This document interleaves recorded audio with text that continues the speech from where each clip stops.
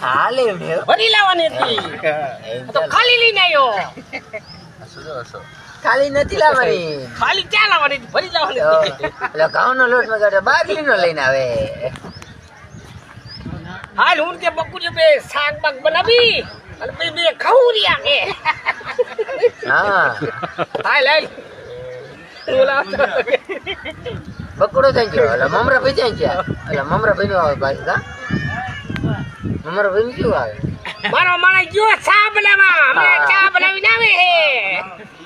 અમે બી પીવી ચા તો ઓલા આવી જાય ઓલો મમરો બકડો બી પી જાય પછી હાલ મમરા બકડો વાય થાવું છે પછી કે એ વાય થાય પછી કે એ મને માર ખવરાયો હા